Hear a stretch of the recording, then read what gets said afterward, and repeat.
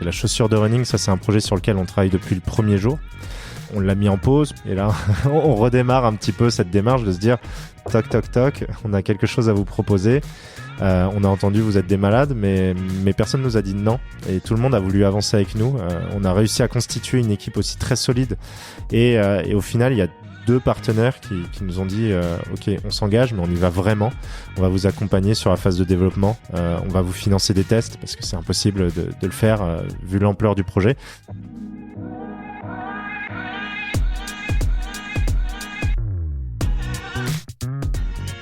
Bonjour, bienvenue dans Le Panier, le premier podcast e-commerce. Mes invités cartonnent et me livrent leurs secrets de réussite et les problèmes qu'ils ont rencontrés pour qu'on puisse, ensemble, apprendre à vendre mieux et plus.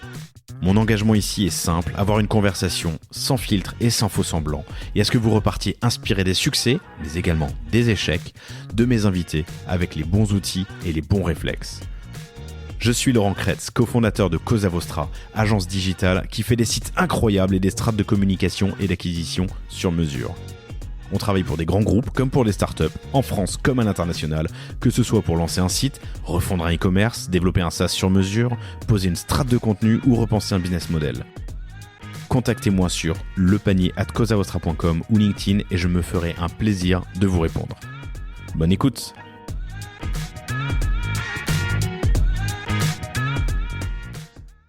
Salut à tous, très heureux aujourd'hui de vous retrouver. Je suis avec Romain Trébuil qui est le fondateur de Circle Sportswear. Salut Romain, ça va ? Très bien, merci Laurent de me convier et ça va très bien. Eh bien, très heureux de te recevoir. Circle Sportswear, c'est quoi ? C'est une marque de sport éco-native créée en économie circulaire, de vêtements de running, de yoga et de fitness. Ça veut dire quoi, éco-native ? Éco-native, en fait, ça veut dire que nous, on a créé Circle pour une raison d'être qui est de tout faire autour de l'éco-responsabilité et de l'écologie. Et en fait, c'est un terme que l'on développe de plus en plus puisqu'on parle beaucoup des digital native brands. Et moi, j'aimerais qu'on parle de plus en plus des digital, mais aussi des éco-native brands. Et en fait, nous, c'est notre raison d'être. Et en fait, d'où l'économie circulaire. Dans nos produits, dans toutes les démarches que l'on met en place, c'est lié avec une raison d'être éco-responsable. Alors je disais avec Laure Babin il y a quelques semaines, mais je suis fasciné par le nombre de marques éco-natives justement que je reçois, entreprises à mission, entreprises en tout cas, ou B Corp, pardon, voilà. Ouais. Et je trouve ça formidable. Et ça me laisse très optimiste sur ce qui va se passer dans les années, décennies à venir. Je pense que c'est des valeurs qui fit bien aussi entre le digital et voilà, on n'achète pas un produit juste pour un produit, mais pour l'histoire de ce qu'il y a derrière, pour les gens qui le fabriquent, pour les valeurs que propose la marque. Et nous, c'est pour ça, jamais je me serais dit je crée Circle si c'est pour pas avoir ces valeurs-là, si c'est pas pour rencontrer les gens qui fabriquent les produits, si c'est pour pas rencontrer la communauté avec qui on co-développe ces vêtements-là. Tu sais que cette semaine ou la semaine dernière, je crois, il y a eu une news qui est tombée comme quoi le trou de la couche d'ozone se referme. Alors on est encore très loin en termes de réchauffement climatique. Je crois qu'on est toujours bien dans le rouge mais il y a quand même cet optimisme qui me... Ouais, moi je suis né en 1985, donc mes jeunes années, j'entendais tout le temps parler à trouver le trou de la couche d'ozone et on n'en a pas entendu parler depuis 15 ans et au moins on est content de voir une bonne nouvelle. En tout cas, notre mission, c'est que d'ici 2050, on puisse avoir un impact concret justement sur le réchauffement climatique. Formidable. C'est justement Laure Babin qui nous a fait nous rencontrer, qu'on embrasse. Laure Babin, c'est toujours la fondatrice de Zeta Shoes, que vous avez pu écouter dans le panier il y a quelques semaines. C'est des baskets en cuir de raisin. C'est du cuir qui est fait à partir de marc de raisin, et des caoutchoucs recyclés, produits en Europe, au Portugal, dans un petit atelier. C'est un épisode qui est vraiment intéressant, que vous êtes beaucoup à avoir adoré. Que je vous invite à écouter. Et c'est marrant parce que la première candidate de Qui veut être mon associé cette année, en 2023, portait des Zeta Shoes. Et j'ai envoyé un petit message à Laure, j'étais tout content, mais en fait, elle m'a dit oui, c'était une copine, je le savais. Donc, mais c'est marrant aussi parce que toi, tu viens d'y passer. Exactement. Ouais. Et malheureusement, j'avais pas de Zeta Shoes parce que je n'avais pas du tout de chaussures sur le plateau puisqu'on était en train de présenter notre dernière innovation qui est une basket de running 100% naturelle et 100% faite en Europe, ce qui est un immense challenge.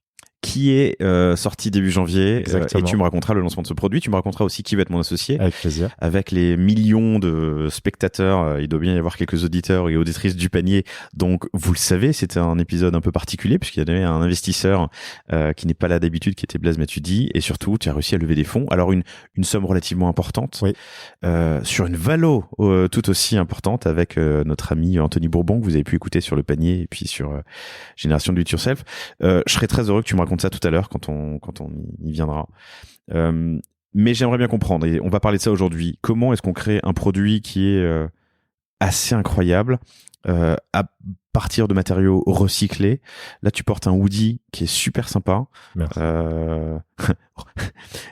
Tout à l'heure, quand Romain a fait le tour des bureaux, je pense qu'il y a 10 personnes qui l'ont touché. Donc c'est un produit assez original. Pour recevoir de l'affection aussi, c'est pas mal. Ouais.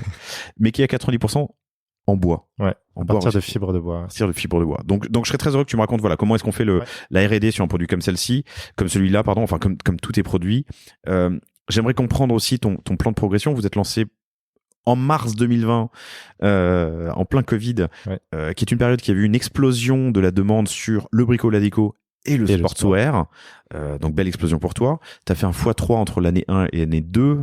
L'année 2, tu fais 750-800K, c'est ça? Exact. Et là, tu es encore sur un runway. En tout cas, c'est ton objectif de faire un x3 sur l'année qui vient. J'aimerais comprendre ton plan de progression. Tu as fait une belle remise à plat de tes parcours utilisateurs. On va faire une belle liaison pour passer de 0,8% de transfo à 3% de transfo. Tu sais que ça, c'est un combat. 6 mois. En 6 mois. En 6 mois. Ouais, c'est quand même énorme. C'est x3 sur ton CA. Ouais, en exact. Gros. Plus de x3. Et c'est nous un combat qu'on a assez régulièrement avec enfin, un combat, c'est pas un combat. C'est un combat qu'on mène. Rajouter, tu vois, un demi-point sur ton taux de transfo quand tu fais 2% de CA, c'est 25% de CA en plus. Et en transfo, augmentant nos paniers moyens et nos prix. Bah voilà. C'est un vrai challenge. Ouais. Et penser ces parcours, travailler ces parcours, les tester régulièrement, et puis faire de l'A/B testing sur différentes choses, c'est crucial et parfois beaucoup moins onéreux que refondre un site ou lancer une campagne de com. Donc tu m'expliqueras comment. Avec plaisir. Ça nous fait un beau programme. Bienvenue sur le panier, très heureux de te recevoir. Alors très très rapidement, mais t'as bossé 8 ans dans l'énergie, c'est public, hein, c'est sur ton LinkedIn, je peux le dire. Hein, chez Areva, chez Total, ensuite chez L'Oréal, là c'est pas l'énergie, mais c'est quand même un grand groupe. T'as fondé une boîte, puis un jour tu t'es dit que t'as revendu. C'était Yos, hein, une place de marché, c'est ça qui met en relation Marketplace, freelance et grand groupe, tout à fait. Qui était en France, au UK, aux États-Unis. Qui faisait en volume d'affaires, plus de 20 millions. Plus de 20 millions de volume d'affaires. On était une centaine en 3 ans. C'était assez dingue, une grande histoire. Belle accélération. Et que tu as revendu. Ouais, j'ai revendu avec l'idée première d'avoir un impact vraiment sur la planète et sur la manière dont on fait les choses. Moi, je suis un passionné, je sais pas si on l'entend souvent, mais je suis un passionné d'économie circulaire parce que je suis un passionné d'économie, en fait, au sens propre du terme. Et il me semble que l'économie circulaire est la meilleure économie qu'on peut souhaiter pour tout le monde demain et dès aujourd'hui. Et c'est pour ça que j'ai voulu me lancer. Et après, en parallèle, je suis un passionné de sport. Et c'est en ça où j'ai voulu vraiment associer ces deux passions, l'économie circulaire et le sport. Et en fait, en regardant autour de moi, en ouvrant mon dressing, dans mes vêtements de tous les jours, j'avais que des choses faites en Europe, en Italie, en France. Je savais qui les faisait parce que j'étais un passionné des tissus et ainsi de suite. Mais en revanche, quand je regardais un petit peu mes vêtements de sport, dommage parce qu'en fait, tout était fait en plastique, donc à partir de pétrole, et tout est fait en Asie. Et là, je me suis dit, c'est vraiment dommage parce qu'en fait, tous les sportifs, les runners qui sont en extérieur et ainsi de suite, voient cette nature devant eux, voient les déchets et sont tous engagés. Et du coup, je trouvais dommage qu'il n'y ait vraiment pas de solution. J'ai cherché et j'ai voulu vraiment créer quelque chose qui soit à la fois éco-responsable, circulaire. Je vais t'expliquer en quoi on est circulaire et comment on fait les choses, mais qui est aussi du style, qui soit technique et de mettre vraiment au même niveau éco-responsabilité, désirabilité et performance. Ok, circulaire. Circulaire, qu'est-ce que ça veut dire chez nous ? Ça veut dire que moi, j'associe l'éco-responsabilité et la sustainability avec innovation. Donc, circulaire, la première chose, c'est penser nos matières. Et toutes les matières, on les co-développe avec des partenaires en Autriche, en France, en Italie. Et là, comment ça se passe ? On arrive avec un cahier des charges. Voilà, on veut une matière technique, on veut une matière respirante, on veut une matière qui est ce type de toucher. Et on développe jusqu'à arriver à un résultat qui nous plaît. Et évidemment, ces matières, on va chercher des matériaux qui existent déjà puisqu'on est en économie circulaire, donc 100% recyclés. recyclé. Donc on a 2 principales matières aujourd'hui. Une qui est faite à partir de bouteilles en plastique recyclées, qui proviennent de déchetteries autour de Turin, que l'on transforme en fil, et après on fait le vêtement. Et une autre à partir de fibres de bois. Donc ça, c'est des chaises, des tables, qui en fin de vie sont désassemblées. Et en fait, ces fibres de bois, il y a une polymérisation qui se passe. On en fait un fil. C'est quoi la polymérisation? C'est la transformation, le passage de l'état de bois à l'état justement de composé qui devient une sorte de plastique, mais bioplastique, qui nous permet derrière de le fondre et d'en faire un fil. T'en as pas un échantillon sur toi, à tout hasard? Ton pull, bien sûr, mais ton pull, il a déjà été sur moi. Il est au bout de la transformation. Mais je n'ai pas les étapes sur moi, mais c'est quelque chose qu'on présente justement beaucoup dans les points de vente où on est, d'expliquer justement les étapes de fabrication de ces fils-là. C'est super important parce que c'est ce qui fait la différence. Et en plus, tout est fait en Europe. Et c'est assez bluffant parce que ton pull, alors j'ai pas touché ton short, voilà, mais ton pull est incroyablement doux. C'est vraiment un coton tout, ça ressemble à un coton tout fin, presque il est pas satiné, mais il a cette souplesse, tu vois, je trouve du satin, mais c'est du bois à 90%. Oui, exactement. Et en fait, ce qui est vraiment intéressant, c'est que nous, on crée des matières. On est des créateurs et des innovateurs de matières. Donc, ce qui fait que la sensation que tu essayes de décrire là, en fait, on la connaît pas, puisqu'on n'a jamais touché cette matière. En fait, on invente des matières. C'est pareil pour les t-shirts à partir de plastique recyclé. On a déjà vu des choses, mais la main est absolument incroyable. Et c'est ça vraiment qui est dingue, c'est qu'à chaque fois, et j'adore, quoi. Tu l'as vu ce matin en prenant le café. À chaque fois que quelqu'un le touche, ça crée quelque chose de nouveau, en fait, dans son esprit, puisque, c'est une découverte. C'est quelque chose qu'on n'a jamais touché auparavant.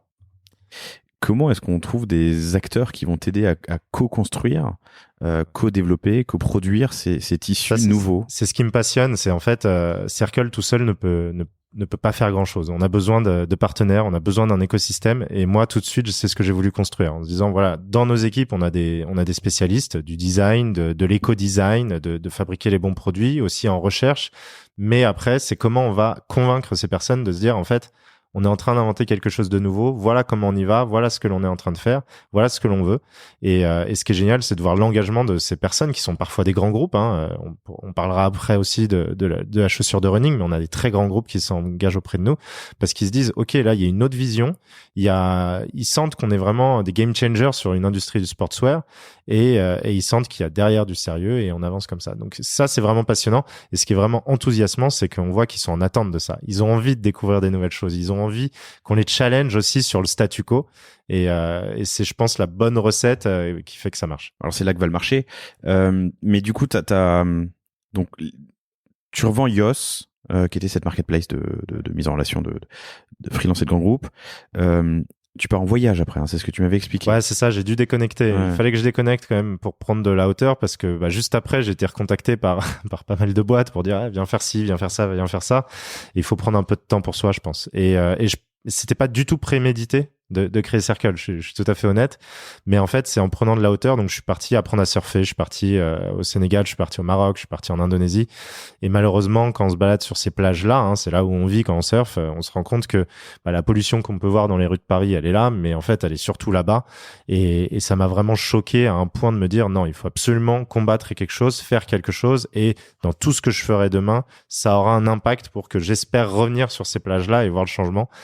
Je te rassure, j'y suis retourné sur ces plages. J'ai pas encore vu le changement, donc c'est qu'il nous reste du boulot. Ouais, on a encore un peu de travail.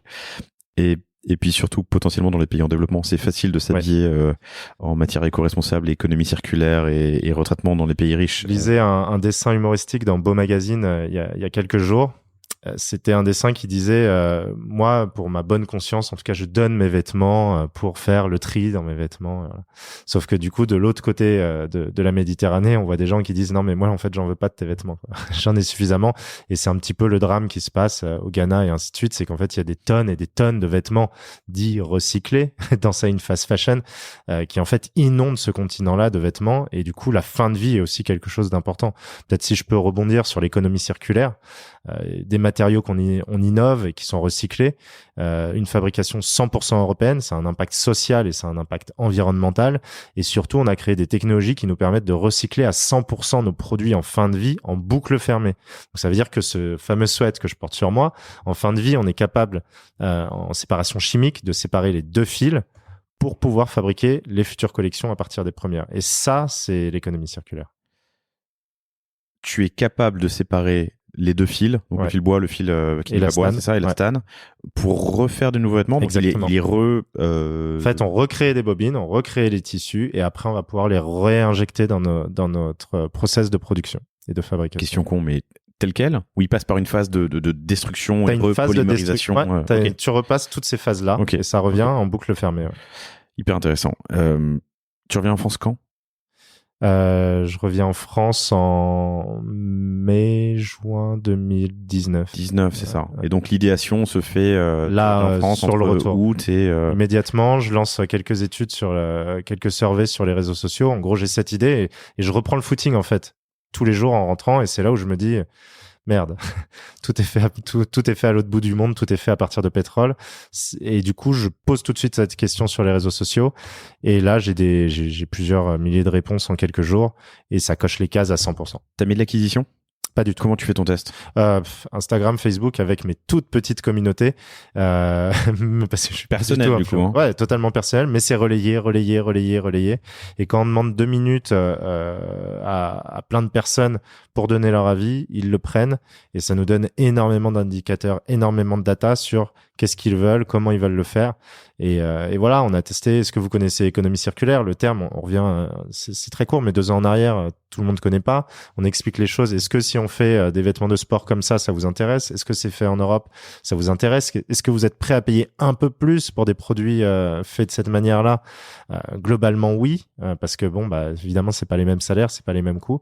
Et du coup, à partir de ça, on se dit on se lance. Et là, on se dit voilà les sports auxquels moi je pratique, pour lesquels je suis passionné, pour lesquels aussi il y a des valeurs communes, et on lance une première petite gamme assez réduite de 6 produits.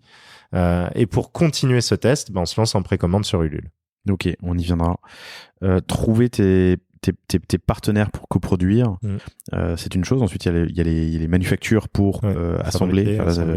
En Europe aussi, tu me l'as dit. Ouais. Au Portugal ou en France. Comment est-ce que tu les trouves ? On prend un avion, là c'est pas terrible, mais on va les voir. On échange. Faut savoir que c'est pas évident parce que le Portugal est aussi, on est pendant le Covid, donc t'as toutes aussi les grandes marques qui veulent remettre un peu de production ici, et il faut les convaincre et il faut les rencontrer. Et en fait, nous on a audité tous les partenaires parce qu'en fait on a un cahier des charges, les 8 matches, pour s'assurer que les ateliers avec lesquels on travaille soient certifiés. Les 8 matches. 8 matches. Ouais, okay, pardon. Pas les hate matches. Non. Ok. Voilà. Mais ça, c'est un truc à toi ? Ouais, c'est un truc qu'on a fait chez nous. Ok, très bien. Pour s'assurer que ils soient neutral carbone, quelle est la politique qu'ils ont avec leurs employés, comment ils sont traités. Et ça, il y a qu'en allant sur place, en les rencontrant, en échangeant avec eux. Et c'est passionnant parce qu'on voit des gens passionnés qui ont envie de nous aider, qui s'engagent avec nous.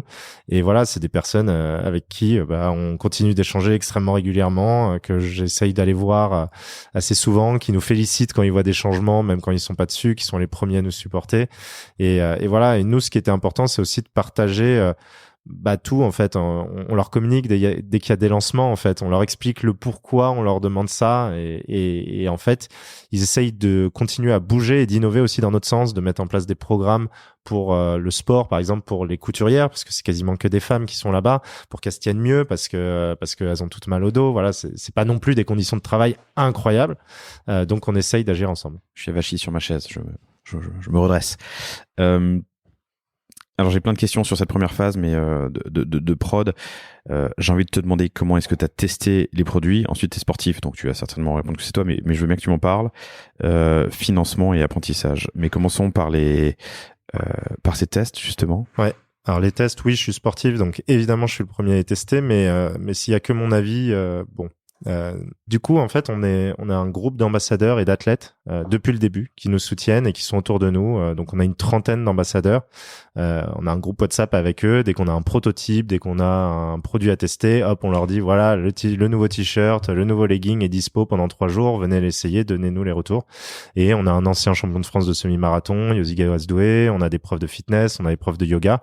Et en fait, en fonction des types de produits, systématiquement, ils nous donnent les feedbacks et en quelques jours, on a un retour professionnel. Ça veut dire que c'est ça qui est très important, c'est de se dire, c'est pas juste ah ouais, je suis bien dedans et ainsi de suite. C'est oui, il est très bien pour ce type de pratique. Voilà un petit peu la ceinture si on peut changer des choses et ainsi de suite, ainsi de suite. Donc en fait, ça c'est très important d'avoir nous évidemment toute l'équipe. Hein. Donc moi évidemment je suis passionné de sport, je suis le premier à les tester, les équipes aussi. Enfin, tu sais à chaque fois quand t'es au bureau que tu reçois un petit colis avec tes prototypes, c'est Noël quoi. À chaque fois, hein, tu ouvres le carton, tu te dis waouh génial, allez on va courir. Et voilà, c'est instantané. Mais c'est important d'avoir cette communauté qui nous donne les retours et qui nous aide aussi en amont de la création des produits. De nous donner, en fait, on crée un cahier des charges avec eux pour se dire, voilà, on veut créer tel type de produit qui va avoir tel type de fonction. Qu'est-ce que il vous faut pour pouvoir utiliser ce type de produit? Donc, tout en co-création. Et parfois aussi, ça nous arrive de demander vraiment des choix à la communauté directement sur Instagram. Ok. Combien d'allers-retours, combien d'itérations sur les premiers produits? Tu m'as dit la première série, c'était 4 produits ou 8 produits? C'était 6 produits. 6 produits, pardon. Ok. En général, on est à 3-4 itérations. Ce qui peut être un peu beaucoup. Il faut savoir que nous, comme on le disait juste avant, en fait, on crée des nouveaux matériaux et après, à l'assemblage, à la phase de fabrication, ça veut dire que le réglage des machines, l'apprentissage de travailler ces matières-là, à chaque fois, c'est une découverte aussi pour les ateliers. Donc, ça ajoute une phase de complexité. Donc, voilà, on a 3-4 itérations en moyenne. Ok, intéressant. Ils sont tous à base de fibres de bois? Fibres de bois, plastique recyclé. Ok. Ouais, c'est ça. On avait une collaboration aussi qui était faite à partir de filets de pêche en France. Ok. Il y a besoin de recycler les filets de pêche, j'imagine, oui, parce que ça vieillit, ça se jette. Quoi. Ça se jette. Tu as donc revendu ta précédente société, IOS, hein, c'est ça. Ça t'a permis de financer cette première phase? La première phase, ouais, on commence comme ça. Okay. Phase de recherche, on accélère. Et puis les premières personnes qui nous rejoignent sur le projet, puisque dès le début, j'ai été accompagné avec des associés qui m'ont tout de suite rejoint en design, en e-commerce. Et ainsi Vous êtes combien de cofondateurs? Ils sont cofondateurs ou ils sont j'ai 2 cofondateurs avec moi, okay. Qui m'ont rejoint quelques mois après l'idée, en fait, au tout début du lancement. Le premier, c'était Alex. Enfin, c'est toujours Alex. Et en fait, à la base, c'était pour faire un partenariat avec lui, parce qu'il travaillait, c'était le general manager de ClassPass en France. Et en fait, à la fin des rendez-vous, il me dit, en fait, ce projet est génial. Je veux pas juste un partenariat. Moi, je veux venir faire un partenariat avec toi et je veux rejoindre l'aventure. Et du coup, ça s'est fait comme ça. Et puis Solène. Alex Auroux. Hein. Alex Auroux, ouais, exactement. Et puis Solène Roure, qui est notre directrice artistique, qui gère l'image et la marque. Et elle a un grand passé, en fait, dans la mode. Elle a travaillé pour des maisons de sport comme Nike, Lululemon. Elle a travaillé dans le luxe pour Louis Vuitton, pour Hogan, Alexander McQueen. Et elle avait vraiment, elle se retrouvait plus dans cette industrie-là parce qu'elle voulait avoir un impact plus grand sur l'environnement. Et du coup, quand je l'ai contacté et que je lui ai parlé de ce que je voulais faire, ça a matché totalement ses valeurs et le sens où elle voulait aller. Donc, c'était vraiment une belle rencontre d'équipe dès le départ. Eh bien, Solène, bravo. Je suis vraiment fan de l'univers, de la DA et du design, mais la DA du site, j'adore. T'as une idée du coût de cette première période, août 2019 jusqu'au lancement Ulule en mars 2020? Tu dois avoir à peu près 50 000 euros. Ok. Pour aller faire le tour de l'Europe, trouver tes partenaires, tester les produits, ouais. Faire des premiers batchs. Ouais, okay. Ça a été énormément de rencontres. Ouais. Et tes apprentissages, qu'est-ce que tu aurais pu faire de mieux? Où est-ce que tu as rencontré de la difficulté? J'aurais pu essayer de faire moins. Dès le début, en fait, on a eu cette ambition de faire running et yoga et de faire hommes et femmes. C'était une complexité qu'on avait au début, mais qui est, je pense, aujourd'hui un atout, puisque du coup, on ouvre à une cible beaucoup plus large, mais on aurait pu être un peu plus monoproduit au début. 6, c'était déjà pas mal. Peut-être que 4 aurait été mieux, un look homme, un look femme, pour être vraiment plus expert là-dedans dès le début. Et sinon, voilà. Sur la production, c'est le principal apprentissage. Sur la campagne Ulule, là, on a eu aussi des apprentissages, mais on a dû aussi être extrêmement agile vu la période dans laquelle on était. Donc, tu lances Ulule en mars 2020 pour une campagne d'un mois, c'est ça? Exact. À un moment où tout explose, et en même temps et tout s'arrête. Enfin, tout explose, pardon, excuse-moi. À un moment où dans le bricolage, dans la déco et dans le sport, tout explose parce que effectivement tout s'est arrêté. Il fallait bien s'occuper quand on était chez soi et quand on en avait marre de faire des visios. Exact. Et ça marche pour vous? Ça marche très bien. On a un début de campagne qui est incroyable. Il faut savoir quand même que le lancement officiel et physique en parallèle avait lieu au semi-marathon de Paris, qui a été, pour les sportifs, s'il y en a qui écoutent, le tout premier événement annulé pour cause de Covid. Donc nous, heureusement, on est une marque digitale et on avait tout de suite des solutions, des coachs digitales. On a animé notre communauté pendant cette période-là. Et je pense que finalement, la période qu'on a traversée a été un accélérateur. Tu le disais, bricolage, food, sport, c'était vraiment des valeurs et des moments très forts. Et puis du comment on fait les produits, de qui les fait. Du coup, on a partagé beaucoup de contenu justement qu'on avait fait avec nos partenaires pour expliquer, voilà comment, voilà la phase de recherche qu'on a fait sur les produits, voilà comment on a rencontré, sélectionné les ateliers avec lesquels on travaille. Et du coup, ça s'est très bien passé. On a fait même la meilleure performance sur la catégorie sport sur la plateforme Ulule dans un mois qui a été totalement incroyable entre un lancement dingue, un moment de stupéfaction, l'annonce du confinement et puis après la vie différemment. Il se passe quand même un certain temps entre la campagne Ulule et le lancement du site internet fin 2020. Ouais, et puis entre les deux, une petite complexité qui était que on était en précommande, donc il fallait produire les vêtements. Et là, on arrive dans une autre phase compliquée, c'est que là, le Covid a fermé les ateliers. Donc du coup, on a dû continuer à communiquer avec nos partenaires. Heureusement, on était en Europe, c'était fait localement, c'était pas totalement fermé. Donc on a pu continuer, mais on a pris quelques mois de retard. On a livré en septembre, donc la campagne était en mars, avril. On a livré en septembre et quelques temps après, on se met à lancer le site internet juste avant Noël. Le site est sorti en décembre. Ouais. Ok. Et tu as commencé à livrer à partir de septembre. Septembre, ouais. Tu voulais pas anticiper un peu plus le site ? On était focalisé là-dessus. Enfin, c'est facile à dire, mais... On aurait pu, mais il fallait... on était une petite équipe et notre premier objectif était de bien échanger avec notre première communauté que l'on avait créée. Et en fait, on voulait pas surpromettre quelque chose qu'on n'avait pas. Et on voulait être sûr d'avoir... les personnes qui ont été livrées ont eu les toutes premières pièces. Ensuite, on a pu constituer la première collection. Et ensuite, on a livré le site internet et on voulait dès le premier jour être impeccable d'un point de vue service client et c'était très important. Et on avait besoin de ce temps-là pour mettre en place les choses. 600 ventes sur la campagne Ulule, sur un panier moyen, je le fais comme ça de tête, mais sauf si tu l'as et que tu le partages. Mais je vois des prix entre 15 et on devait plus, être donc, autour de 60 €, je pense. Ouais. Donc ça fait une quarantaine de milliers d'euros de en sell-out. Et combien de produits du coup ? 600, pardon. Non, je suis bête parce qu'il y a peut-être des personnes qui ont... Ouais, et du coup, ça devait être plutôt 900 produits. Ouais, 900 produits. Que tu as dû du coup produire entre avril et septembre les premières livraisons parce que tous les ateliers étaient fermés. C'est un coup de stress un peu ? Ouais, complètement, parce que on est dans l'inconnu. Moi, je viens pas de ce milieu-là, tu l'as dit, je viens de la tech. Heureusement, je suis entouré d'une équipe, mais là, on découvre la réalité d'un produit physique. Faut le fabriquer, faut le produire, c'est des humains derrière. Et du coup, il y a l'entre-deux de se dire il faut que je réponde à une demande et que je réponde à ma communauté d'un côté, et en même temps ne jamais perdre ses valeurs et le pourquoi on l'a fait avec ces ateliers-là, et du coup trouver des solutions ensemble.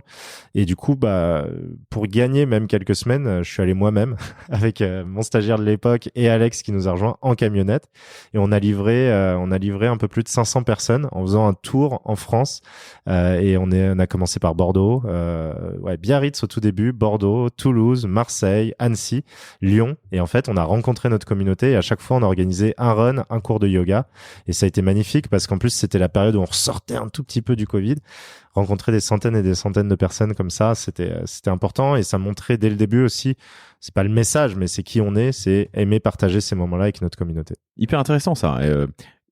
Comment tu l'as événementialisé cette livraison ? Donc t'avais des points de collecte ? Ouais, en fait on avait pas du porte-à-porte. On a fait un peu de porte-à-porte, mais en fait on était 24 heures dans chaque ville. Et sur ces 24 heures, tous les gens venaient collecter justement les produits. Ouais. Et du coup, on avait nos ambassadeurs qui nous ont rejoints un peu partout en France pour organiser les cours de yoga et les runs. Et c'était génial parce que aussi, nous, en parallèle, ça nous a permis de voir les produits par centaines et d'avoir une centaine de retours sur nos produits immédiatement avec tous les gens qu'on livrait et qui portaient tout de suite les produits.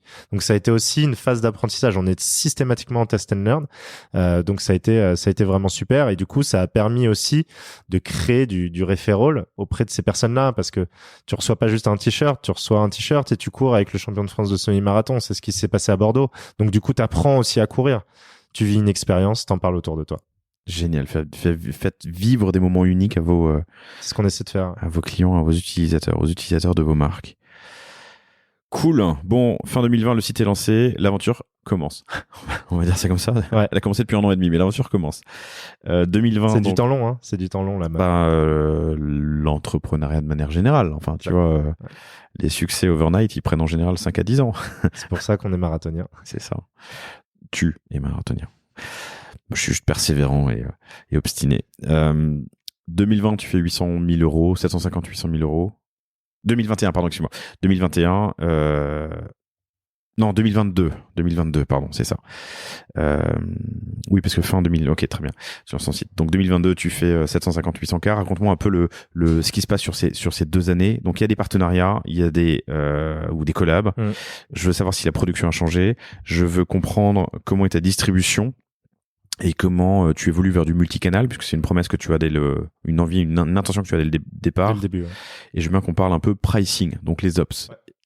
Ouais. Commençons par les partenariats et les collabs. Ouais, 2 collabs principales. Aujourd'hui, on en a fait une par an. Première année avec Saint-James. Ça, c'était une superbe histoire. Je rencontre le président de Saint-James sur le plateau d'Europe 1. Je lui pitch, j'ai 1 minute pour lui parler de Circle et là à l'antenne il dit c'est génial votre truc, je veux faire une collab avec vous. Là tu te dis tout de suite est-ce que c'est pour l'antenne ou est-ce que ça va vraiment le faire? Et en fait on s'est revus 2 jours après et après je suis allé à Saint-James, on a rencontré les équipes. C'est toujours une histoire de rencontre en fait les collabs. C'est voilà, on rencontre, on a des valeurs communes. Eux ils avaient le Made in France qui était aussi quelque chose qui nous intéressait beaucoup. Nous on avait l'univers du recyclé et du sport qui était aussi une nouvelle catégorie pour eux. Donc on s'est vraiment rencontrés, on a réinterprété la première marinière sportive de l'histoire. Donc Saint-James, évidemment, c'est ses rayures iconiques. Et du coup, nous, on l'a réinterprété en utilisant des matériaux recyclés à partir de filets de pêche et 100% fabriqué en Europe, en France, pardon, la matière et l'assemblage qui était du coup à Saint-James, parce que pour ceux qui le savent pas, Saint-James, c'est une marque, mais c'est une ville qui est en Normandie, juste à côté du Mont-Saint-Michel. Pour l'inculte que je suis, je croyais que c'était Saint-James. Ouais, mais je pense que beaucoup pensent ça. Et ça a été un succès immédiat à tel point que ce produit que j'aime tant, je n'ai jamais pu l'avoir parce qu'en fait, on a lancé en précommande avec un nombre limité et on a tout vendu en moins de 15 jours, et notamment le t-shirt homme. Et du coup, moi, je l'ai jamais eu. J'en avais commandé un, mais on a eu une surcommande. Du coup, je l'ai donné à un client, mais je préfère que le client soit content plutôt que moi. Donc ouais, non, un vrai succès et surtout l'apprentissage de travailler avec les autres, l'apprentissage aussi d'une autre manière de fabriquer. Et nous, on a laissé aussi une empreinte à jamais chez eux, puisqu'en fait, tout notre packaging est évidemment aussi fait en Europe et évidemment recyclé, craft et ainsi de suite, recyclé. Et du coup, ils ont adopté, ils ont commencé à travailler avec les partenaires avec lesquels on travaillait. Donc, ils ont aussi mis en place des bonnes pratiques chez eux. Donc, c'était vraiment un échange top. Et puis, il est joli, hein. Vous pouvez le retrouver sur Saint-James, pardon. Si vous tapez Saint-James, donc James, James évidemment, et Circle Sportswear, vous le retrouvez sur leur site. Exact.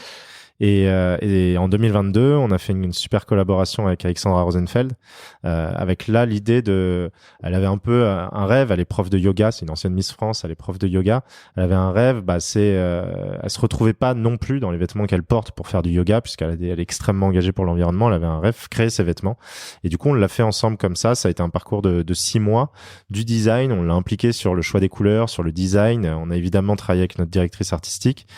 On est parti ensemble rencontrer les personnes qui ont fabriqué les produits parce que c'était important aussi pour nous. En fait, on a un rôle aussi d'éducation, d'évangélisation tout le temps de qu'est-ce que c'est l'économie circulaire, comment on fait ces produits, qui les fabrique, ainsi de suite. Donc, elle est venue, on a passé 2 jours au Portugal à rencontrer les couturières qui font les produits. Elle a essayé sur place, elle a donné les feedbacks pour qu'on ait un produit qui corresponde bien. Et elle a même donné un cours de yoga à l'ensemble des couturières sur place et c'était génial parce que 100% des couturières ont participé, 95% faisaient du yoga pour la première fois, 100% ont passé un moment incroyable. Donc c'était vraiment un moment de partage et c'est aussi ça qui nous définit dans la relation qu'on a avec les autres. Donc voilà un petit peu ces collaborations. Pour 2023, on va essayer d'en refaire parce que c'est quelque chose qui est très important pour nous à la fois dans la croissance puisque ça permet d'aller chercher, d'aller parler à d'autres communautés et de partager des valeurs aussi avec des partenaires. Le partage de valeurs, c'est évidemment intéressant, je l'entends. Mais ce que tu dis, c'est clé. C'est d'aller chercher de nouveaux bassins d'audience pour ta marque. C'est le meilleur moyen d'aller chercher des bassins d'audience qui vont découvrir notre marque et qui sont en adéquation, et qui vont être en adéquation avec... voilà, avec nos valeurs et qui vont directement devenir des clients. Donc c'est un moyen de communication externe le plus rentable et le plus efficace. Et pour une petite marque et un projet comme nous, c'est le meilleur moyen de se faire connaître.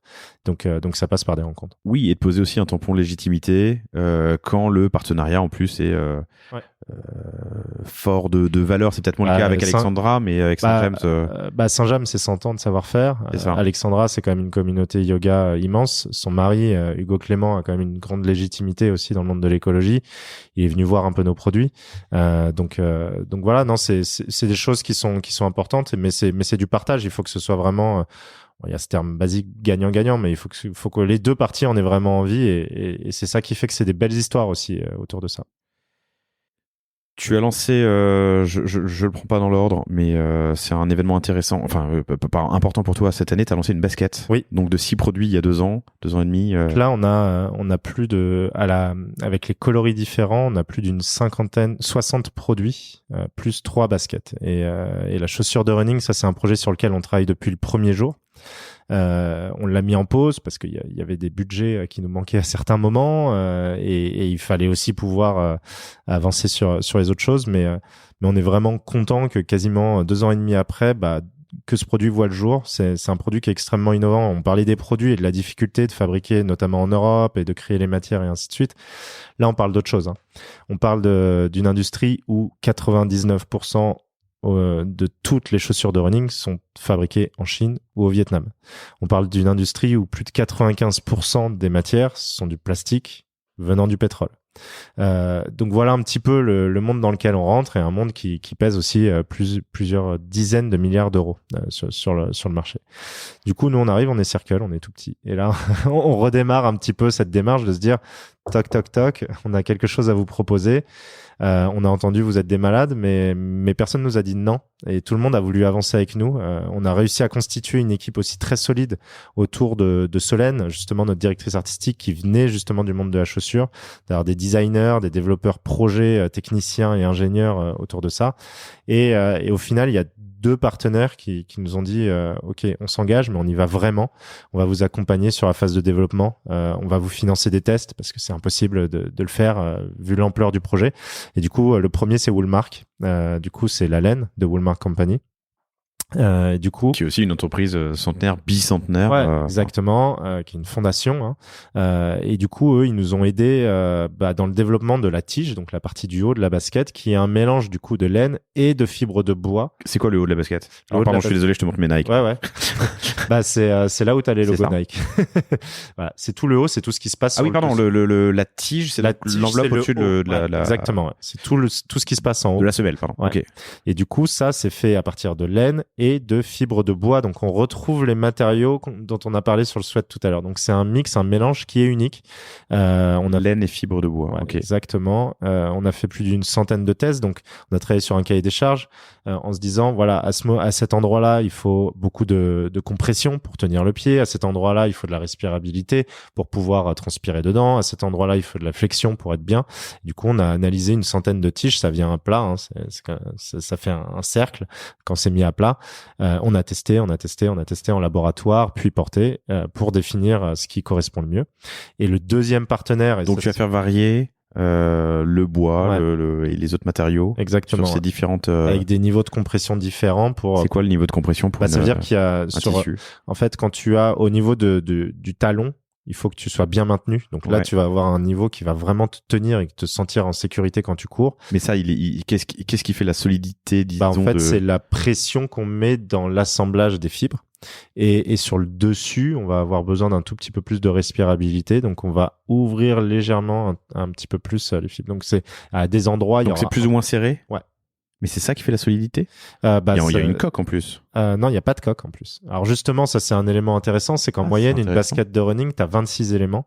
Nous, en fait, tout commence, donc 26 éléments et souvent 26 matières, donc t'imagines aussi l'impact environnemental. Nous, on est parti de ce cahier des charges en se disant, on part d'une feuille blanche, on réinvente la basket de running. Donc du coup, on est passé de 26 à 10 éléments.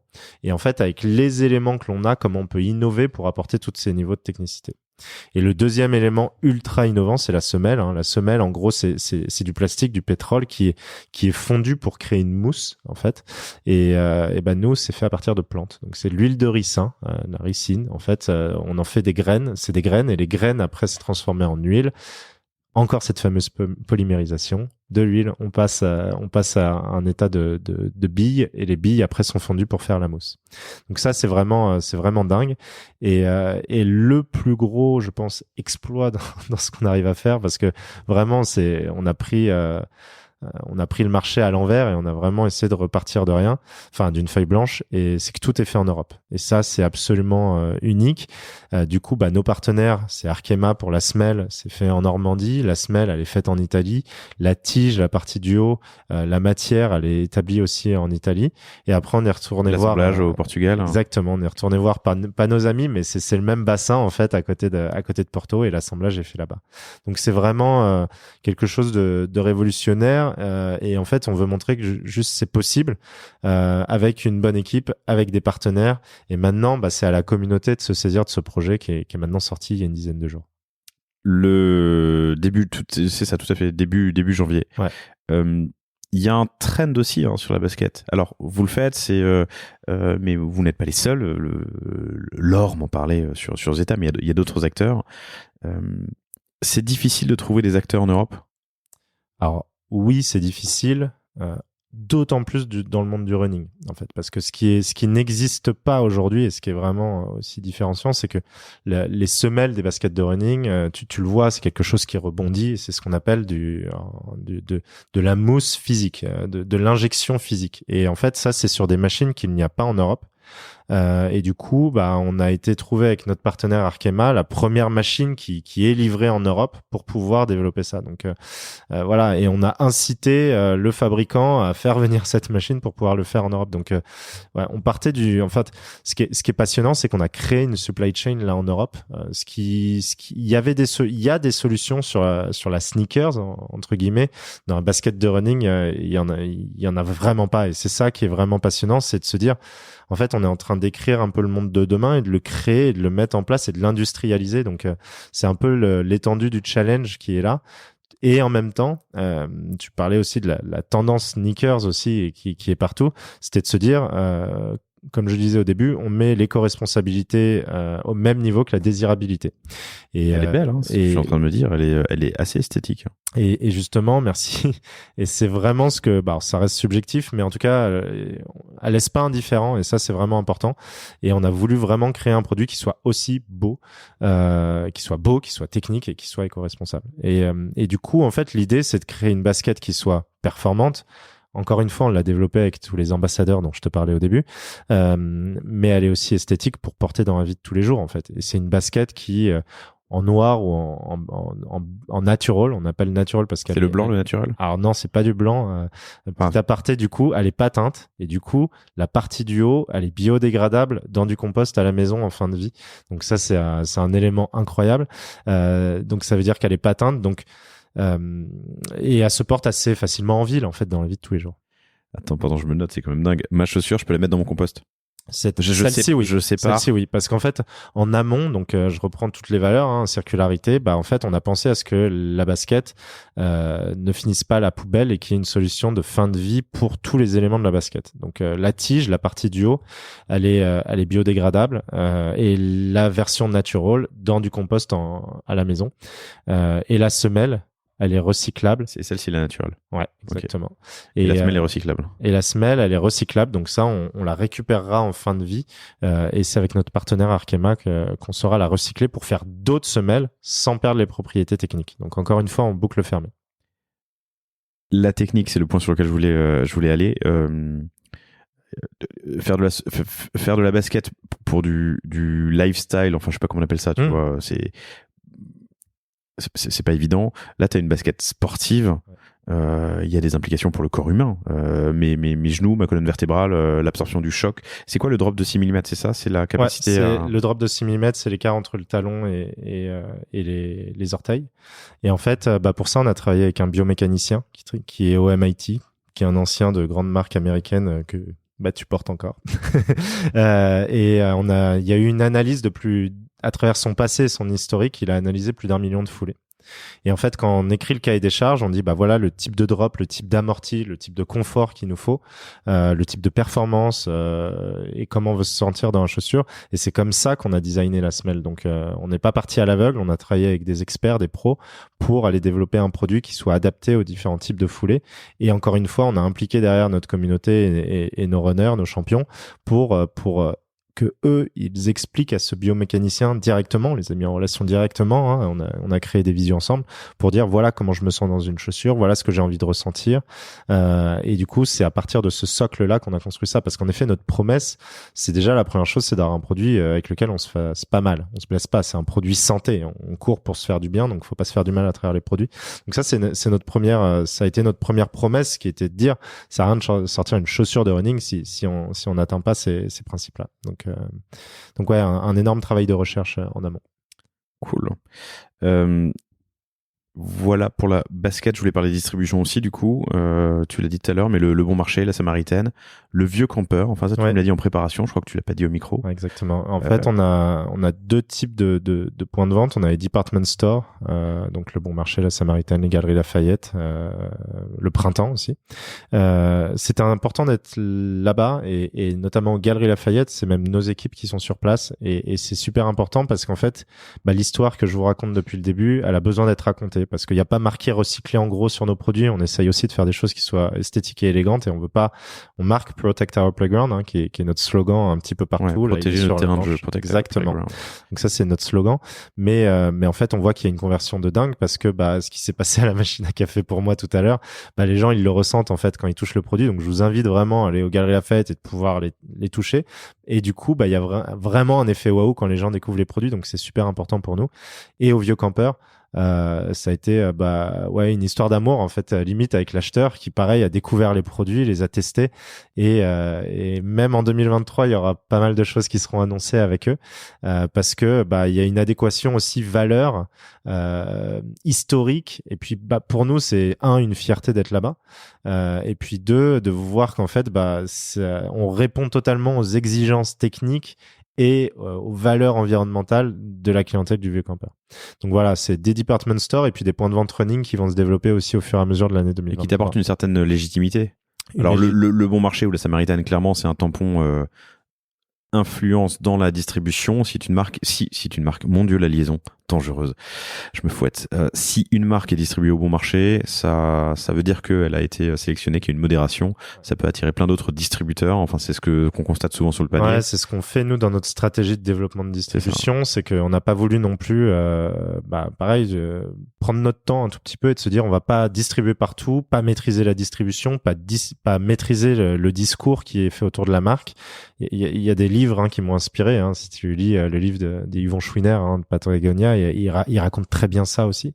Et du coup, on a voulu aller chercher les meilleurs en fait dans le yoga avec les clubs de yoga. On est chez Rise par exemple ou chez Montgolfière ou Épisode pour le fitness. Donc c'est ce qu'on estime être les meilleurs en tout cas à Paris. Le bon marché, la Samaritaine dans Department Store et puis 14 Running ou Vieux Campeur dans l'industrie du running ou de l'outdoor. Et à partir de là, en fait, on construit des discours qui sont solides. On a des retours très rapides de la communauté. Et après, l'avantage, c'est que on a un peu moins besoin d'aller chercher les revendeurs. Ils nous contactent. Eux qui viennent à vous. Et on essaye de se dire, si on fait quelque chose ensemble, comment on le fait et qu'est-ce qu'on fait. Donc stratégie d'influence, on peut dire ça dans la distribution et avec ces belles enseignes. Et je disais aussi stratégie de légitimité. Le Vieux Campeur, c'est a priori pas des idiots. Ouais, c'est des experts et c'est pour ça qu'on va là-bas parce que et ils nous le disent souvent. On préfère pas vendre un produit s'il est pas adapté à quelqu'un, mais on veut vendre le bon produit à la bonne personne. Un peu d'international. Oui, un petit peu. Alors ça s'est fait surtout en digital. Via votre site internet, ouais, c'est ça. Surtout en digital, même si en 2023 on devrait avoir plus d'ouverture aussi physique à l'international. Il y a des choses qui sont en train d'être mises en place. Purement organique. On n'a jamais fait de pub, de RP ou quoi que ce soit à l'international, mais vraiment le bouche à oreille. On a à peu près 15% de nos ventes qui sont faites à l'international, sans le pousser énormément en Suisse. Je pense qu'il y a aussi une adéquation valeur et lifestyle qui est extrêmement forte avec des paniers moyens très élevés. Beaucoup Belgique aussi, pas mal Pays-Bas, pas mal UK. Donc voilà, c'est principalement ces pays-là, un peu d'US, mais bon, c'est pas quelque chose qu'on cherche pour le moment parce qu'il faut mettre en place les solutions aussi pour pas faire n'importe quoi. Mais voilà, principalement Europe en tout cas en ce moment. Ok. Il y a des beaux assets en 3D qui tournent. Tu les fais avec qui? Sur ton site, pardon. Ouais, alors c'est fait en interne avec Sylvanie dans nos équipes. Ok. Ouais, qui s'est formée. Alors ce qui est dingue, c'est que je pense qu'il y a 8 mois, elle savait pas faire une maquette 3D et elle s'est formée, elle l'a fait et pour être totalement transparent, on s'est posé la question de ces assets, comment on les fait, est-ce qu'on va chercher à l'extérieur et ainsi de suite et c'est des budgets assez costauds quand tu vas à l'extérieur et en fait on s'est dit on va ajouter ça un peu comme une mission en plus pour toi et on va te rémunérer pour ça et elle s'est formée, elle l'a fait et c'est magnifique. Tu sais qu'il y a des super logiciels qui existent pour faire ça. Ouais, bien sûr. Et notamment, son nom m'échappe. Omni, pardon. Omni? Non. Omi. Ouais, c'est ça. OMI, tout à fait. OMI.so, que je reçois d'ailleurs bientôt pour parler d'assets et de l'importance de l'asset. Donc vous avez préféré le faire en interne plutôt que d'utiliser un logiciel comme Omi? Pour le moment, oui, parce qu'on va encore itérer sur le produit et on n'a pas le produit final totalement designé. Donc Omi, il faut passer par le produit final. Ouais. Ok. Tu gères tes précommandes du coup maintenant sur ton site. Ouais. En direct. Tu aurais pu le faire sur Ulule. C'est une vraie question qu'on s'est posée, de se dire est-ce qu'on retourne sur Ulule ou est-ce qu'on reste sur notre site et on échange avec Ulule et ça s'est très bien passé le fait de leur dire non, on va le faire sur notre site pour 2 raisons. Ça fait 2 ans qu'on construit une marque et tu l'as dit et merci sur les assets. Voilà, on a un vrai esprit de marque et on arrive dans un endroit qui nous ressemble. Donc du coup, on voulait poursuivre cette expérience-là et elle nous semble importante. 2, on a, même si Ulule met en place plein de solutions, on a énormément de learning plus grand sur notre site chez nous que dans un espace externe. Et puis 3, on a aussi ce joli moment et qui veut être mon associé qui nous offre une visibilité assez unique et en se disant toutes ces personnes-là, on a envie de les accueillir. Capitalise sur ton trafic et ta notoriété. On y vient dans un quart de seconde. Elles sont à 140 € au lieu de 200. Ça taille petit ou ça taille grand? Ça taille comment pour ceux qui nous écoutent et qui ont besoin d'une nouvelle paire? Elles sont très belles en verte, elles sont très jolies. Ouais, les vertes, c'est les plus techniques, celles qui font le plus technique. Vraiment, ça taille comme d'habitude. Si vous portez Nike ASICS, prenez comme d'habitude. Et au moment de la livraison, s'il y a un doute ou s'il y a un échange, c'est tout à fait possible. Donc voilà, donc voilà. Il y a 2 jours, tu es passé sur qui veut être mon associé. Ouais.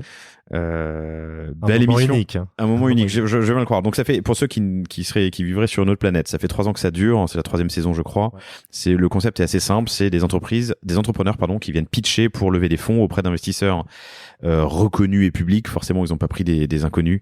Marc Simoncini, Catherine Barba, Anthony Bourbon, qui est passé sur le panier de génération do it yourself. Ça s'enregistre quelques mois à l'avance, c'est ça? T'as enregistré en septembre? Mi-septembre, okay. En rentrant de vacances. Et on voit une vingtaine de minutes à l'écran, mais en fait, tu passes 1 heure, 1 heure et demie, c'est ça? Quasiment 2 heures, nous. Ça a été vraiment particulièrement long et ultra intéressant. Raconte-moi comment t'as postulé, comment tu t'es préparé? En fait, à la base, on connaissait cette émission et un jour, en fait, on était à un déjeuner, justement, on venait d'ouvrir au Bon Marché et on déjeunait avec mes associés et on se disait... On avait vu justement qu'on pouvait postuler. On s'est dit est-ce qu'on le tente? On sait qu'on c'est pas notre première année et ainsi de suite, mais on a besoin de raconter notre histoire, on a besoin de prendre le temps et ce serait une opportunité incroyable de pouvoir raconter l'histoire de Circle devant des millions de personnes puisque c'est la réalité. Et puis aussi de rencontrer des entrepreneurs comme tu le dis qui sont pas n'importe qui. C'est une opportunité extrêmement rare de rencontrer 5 personnes entrepreneurs qui ont ce vécu-là en même temps et en quelques temps. Et du coup on s'est dit allez on y va. Et là, c'est allé extrêmement vite puisqu'en fait, on a postulé au mois de juin. Là, la prod nous a dit il faut nous envoyer tout un tas de documents, répondre à plein de questions. Et du coup, on a répondu à tout ça. Il fallait dire quels sont les investisseurs que vous rêveriez d'avoir, quel est le chiffre d'affaires, votre stratégie, qu'est-ce que vous voulez présenter. Et là, nous, on se dit de quoi on va parler parce qu'en fait, on connaît l'exercice, on sait que c'est en septembre et que ça va être diffusé en janvier. Et c'est pour ça qu'on a parlé principalement de la basket, justement, à ce moment-là, parce que c'est ce qu'il y a de plus grand. On se dit, voilà, on n'a pas 10 000 moments de visibilité. Ce projet dingue de se dire, on lance une basket, T'étais sûr que tu serais prêt? Je t'ai interrompu, excuse-moi. Tu fais un pari, là. Mais moi, tu te mets une deadline. En fait, ouais, j'aime bien aussi me mettre des deadlines et se dire, bah voilà, on sera prêt. Et du coup, ça nous a tous donné aussi un élan incroyable pour ce produit-là et on a investi davantage pour accélérer tout ça. Donc, on se prépare comme ça et là, la prod nous appelle, nous dit, OK, vous êtes pris, mais votre projet, il est fantastique, on adore, tout le monde adhère aux valeurs, au projet, ça parle à tout le monde, le sport, l'éco-responsabilité. On a un petit sujet sur quand même la valorisation de cette boîte, parce qu'on n'était pas tout jeune. Et du coup, là, on avait un coup de fil. Alors, pour ceux qui n'ont pas vu, vous demandiez combien? Enfin, quelle était la valo? Autour de 9 millions d'euros. Okay. Et du coup, on était justement chez notre partenaire Saint-James. On était en voiture avec un de nos associés et là, on le prend, on se dit, il nous appelle, est-ce que c'est oui, est-ce que c'est non? Et en fait, il dit, bon, voilà, il y avait ce sujet-là qui était un vrai point, mais on a considéré que ça valait la peine, donc vous êtes sélectionné. Et du coup, là, on revient de chez Saint-James avec la double bonne nouvelle il y a une nouvelle collab qui arrive dans quelques semaines, vous le verrez, et on est pris pour qui veut être mon associé. Ça, c'est l'été 2000, l'année dernière, quoi. 2022. Ouais, 2022. Attends, mais 9 millions, c'est énorme pour qui veut être mon associé. Alors, je suis pas un fan assidu, mais j'ai quand même vu les 10e des émissions.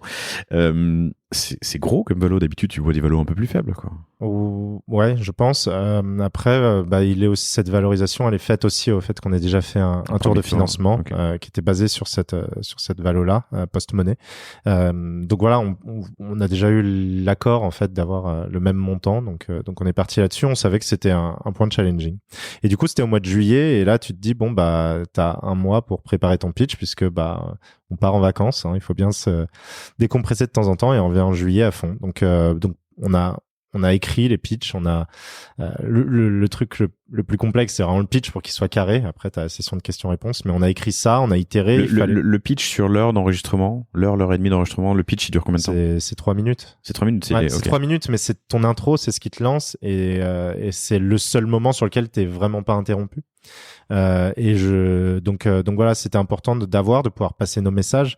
Et notre message numéro 1, et c'est notre directrice artistique qui me le disait très justement, notre objectif numéro 1, c'est de faire passer le message qu'il y a une autre solution possible dans le monde du sport qui soit éco-responsable et locale. C'était notre enjeu numéro 1. On avait ce message-là à passer, on l'a passé dans notre pitch et on a expliqué. Redis-le-moi. C'était d'expliquer à tous les auditeurs et toutes les personnes qui ont regardé, téléspectateurs, de passer le message d'éco-responsabilité dans le sport et qu'une autre solution est possible, plus éco-responsable et plus locale. Et d'ouvrir les yeux justement sur cette industrie. Voilà, c'était notre objectif et on a voulu le passer. Tu étais média trainé? Tu as pris une coaching? On n'a pas pris un pur média training, une pure boîte, mais j'ai fait venir mon ancienne conseillère de mon ancienne boîte, Yos, qui m'avait média traîné grave au lancement d'Ios et ça a fait énormément de bien parce qu'en amont on s'est préparé et une semaine avant elle nous a démonté en disant voilà, ça c'est incompréhensible, à vous parler à vous, et du coup ça nous a permis d'itérer. Donc déjà nous on l'a préparé entre nous, on l'a fait tester auprès de l'équipe. L'été 2022, je pense que tous nos proches n'ont entendu parler que de ça, et au retour Viviane, notre média trainer, nous a débriefé et nous a permis de nous améliorer. On a fait ce qu'on a pu, et puis après t'arrives le jour J avec ta petite pression qui va autour et tu fais ce que tu peux avec ton énergie. C'est une évidence pour certains, mais pas pour tout le monde. Mais alors tu parles de la machine à café ce matin, donc on va vous dire ce qui s'est passé. Mais il y a mon associé Matt qui reçoit donc pour Génération Do It Yourself, qui reçoit Lucie Bache de Too Good To Go, et du coup alignement d'intérêt en plus sur des valeurs. Hein. Ouais, Too Good To Go, c'est comment sauver des repas qui vont être jetés pour les revendre ou les donner, les revendre uniquement, je crois, je sais plus. Et bref, à partir d'un certain niveau, évidemment, il faut avoir du PR pour ta boîte, mais du PR pour toi aussi, parce que ça aide, et du media training. Le media training, c'est comment parler, quoi dire, comment le dire, à qui le dire. Et effectivement, ça ne s'improvise pas. Surtout dans des exercices si spécifiques. Ça veut dire que j'avais déjà fait des interviews télé, radio, des podcasts, des lives au Palais des Congrès sur le lancement de ma précédente boîte, mais chaque exercice c'est totalement différent. Et là, il est unique parce que tu te retrouves dans un faux live, parce que c'est un vrai live, mais qui est diffusé plus tard avec un montage qu'on ne maîtrise pas du tout. Et ça, c'est aussi une énorme... Avant mercredi soir, tu ne savais pas je découvre en même temps que tout le monde. Je découvre en même temps que tout le monde. Donc, c'est pour ça que tu revis 2 fois ce stress-là. Et du coup, tu es devant 5 investisseurs filmés. Donc ça, c'est vraiment quelque chose que j'ai jamais vécu. Et en fait, quand tu ne vis jamais les choses, il faut essayer de les anticiper. C'est de la visualisation, de projeter dans tous les scénarios possibles. Je fais juste une parenthèse pour dire que aux États-Unis, cette émission s'appelle Shark Tank, qui veut dire le bassin rempli de requins, quoi. Là, ils sont beaucoup plus bienveillants. Mais ils ont quand même une recommandation, je crois, où ils ont eu, en tout cas, entre la saison 1 et la saison 2, d'être peut-être un peu plus percutant. Nous, en tout cas, que ce soit M6, que ce soit la société de production, franchement, c'est un plaisir parce qu'il y avait aussi un coach dans la boîte de prod qui est Aram, qui nous a aidé aussi sur le pitch, à revoir certaines choses. Et franchement, ils nous ont super bien accompagnés, ils nous ont mis à l'aise, ils ont été franchement top pour nous préparer, très bienveillants. Il y a juste le jour J où là, ils te font monter en pression au fur et à mesure, quoi. Parce que là, t'as toutes les caméras autour, t'as toute la préparation de l'immense plateau, c'est à côté du Stade de France, et c'est gigantesque. On a l'impression que c'est un petit salon, mais en fait, derrière, il y a... c'est énorme. T'as toute la préparation. Faut que nous, on prépare la scéno. T'as tout ce qui se met en place. Et puis, c'est nous qui mettons la scéno. Enfin, faut voir la journée, On se lève à 4h du mat. On arrive à 6h30. On a dû passer 1 heure, de 9h à 10h30. C'est-à-dire qu'en amont, on a monté la scénographie, ce que vous voyez dans l'émission. Après, on redémonte. Et puis ce qu'on a redémonté, en fait, c'était... T'as combien de temps pour monter et démonter ? On a 20 minutes, donc c'est super court. Pour monter, 20 minutes pour démonter. Ouais. Et du coup, nous, ce jour-là, on a voulu partager le moment avec l'équipe, donc toute l'équipe est venue avec nous, c'est ce qu'on voit. Et ça, c'était super parce que ça nous a donné de l'énergie, de la bienveillance supplémentaire.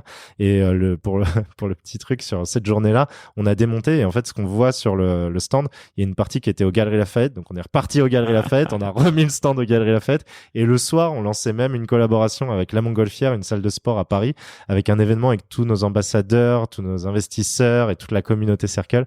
C'était vraiment une journée magique à vivre qu'on n'oubliera jamais, quoi. Évidemment. Et puis surtout un beau succès, mais on y vient dans une seconde. Dans la visualisation, autant pour moi, et la préparation aux questions un peu difficiles que tu peux avoir, un peu percutantes, t'avais quoi ? Est-ce que t'as une remarque, une recommandation ? Parce que ce pitch, il y a des centaines d'entrepreneurs qui le vivent chaque mois, sans caméra, évidemment. Donc là, je trouve que l'enseignement est hyper intéressant pour tous les entrepreneurs de France et qui va être mon associé, qui est une foire de cirque ou une émission ultra sérieuse, on peut le voir comme on veut. Moi, je trouve que ça apporte quelque chose de fort à l'entrepreneuriat. Déjà, ça le met en valeur. Exactement. Ça montre plein de projets qui vivent, qui se développent. Et pour nous, tout le monde dit il y a un avant et un après. On le voit déjà. C'est comment tu arrives à parler à plus d'1 million de personnes, 2 millions de personnes, autant de temps présenté. Enfin, c'est absolument un concept totalement unique qui est justement plutôt bienveillant envers les entrepreneurs, qui dit la réalité aussi. Tu vois, quand tu disais percutant, piquant, c'est la réalité. Quand tu parles à des entrepreneurs, quand tu parles à des investisseurs, ils sont pas tous à te caresser dans le sens du poil. Donc je pense que ça... Évidemment, il y a de la mise en scène, mais globalement, ce qu'on vit, c'est la réalité de ce que l'on vit avec d'autres investisseurs. Exactement. Donc, sauf que t'as pas pas forcément Matuidi en face de toi. Voilà, c'est ça. On n'a pas l'habitude de l'avoir, mais voilà, c'est du coup avec tout ce que tu n'as pas d'habitude, mais sinon ça reproduit quand même des choses. On est dans le vrai, quoi. On est dans la vraie vie.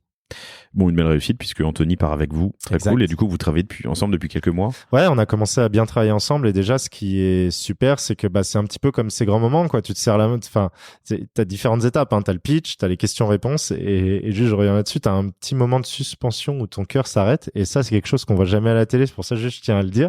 C'est qu'en fait, entre le moment où tu finis les questions-réponses et ils se positionnent, il se passe 5 minutes. Et là, t'es devant eux pendant 5 minutes. Et là, ils relisent leurs notes, ils regardent, ils se parlent un peu et tout. T'es à 10 mètres. Et là, tu te dis, mais qu'est-ce qui se passe? Je savais pas que ça allait s'arrêter comme ça. T'entends ou pas? T'entends pas. Parce qu'il t'entend à peine. Et du coup, t'es totalement stressé parce que là, tu te dis, mais il y avait une dynamique pendant plus d'1h40, ça allait. Et d'un seul coup, boum, on arrête tout.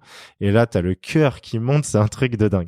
Et du coup, bon, tout ça pour dire que, en effet, Anthony, on est super ravis qu'il ait rejoint l'aventure, qu'il nous ait fait confiance. Et ce qui est top, c'est que, pareil, tu te frappes dans la main, tu te dis super, bravo tout le monde.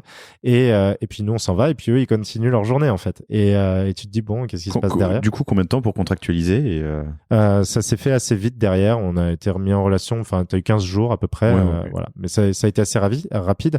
Mais ce qui est super, surtout, c'est qu'Anthony, il est ultra dispo, quoi.